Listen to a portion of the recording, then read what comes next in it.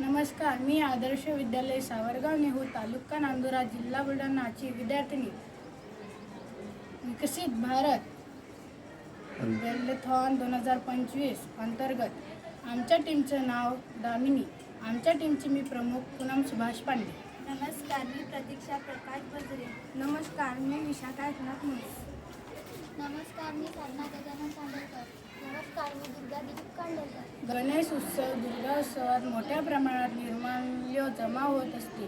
ते नदीच्या वाहत्या पाण्यात सोडल्याने जल प्रदूषित होते. यासाठी हे निर्माल्य पुन्हा वापरता येईल का यावर आम्ही चर्चा करत होतो. मंदिरामध्ये भाविक मोठ्या प्रमाणात हार फूल अर्पण करत असतात, परंतु आपण कधी विचार केला आहे का की संध्याकाळी किंवा दुसऱ्या दिवशी या सुकलेल्या फुलांची विल्हेवाट कशी केली जात असेल? वाहत्या पाण्यात टाकून जलप्रदूषण वाढवण्यापेक्षा खड्ड्यात कुजवून खत केलेलं बरं. सुकलेल्या फुलांचा पुन्हा वापर करता येईल का याचा आम्ही विचार करत होतो. ही फुलं वाढवून मंदिरात घरघरात वापरली जाणारी धूपबत्ती बनवण्याचं ठरवलं. मंदिरात फुलांसोबत नारळ सुद्धा खूप मोठ्या प्रमाणात फोडले जातात. नारळाची साल या धूपबत्ती करताना वापरली तर ज्वलनशील धूपबत्ती तयार होईल असे मला वाटते. धूपबत्ती बनवण्यासाठी फूल आणि नारळाची साल 8 ते 10 दिवस उन्हात वाळून घ्या. वाळलेले फुलं आणि नारळाची साल मिक्सरमधून बारीक करून घ्या. त्यात थोडे तूप आणि कापूर मिसळा. धूपबत्ती सुगंध होण्यासाठी थोडे अत्तर घाला. पाणी घालून या लगद्याचा गोळा तयार करा आणि याचा धूपबत्ती बनवून वाळवा. नारळाची साल आणि सुकलेली फुले यांना मिक्सरमध्ये बारीक करून घ्यायचे आहे.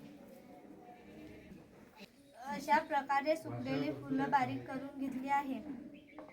आता आपण याच्यात तूप आणि कापूर टाकणार आहोत. यानंतर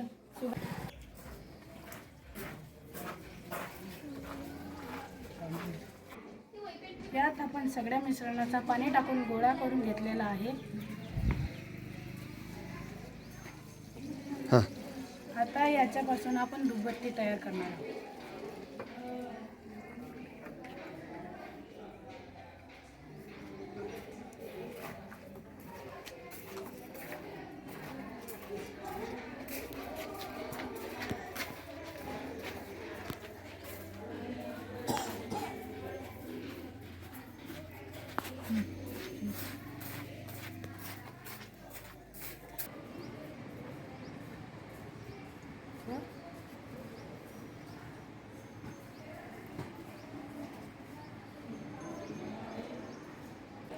टाकाऊपासून उपयुक्त सुगंधी धूप तयार झाले.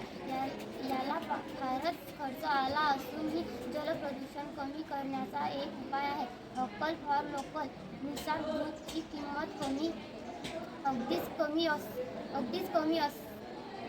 कमी आणि उपयुक्त जास्त आहे.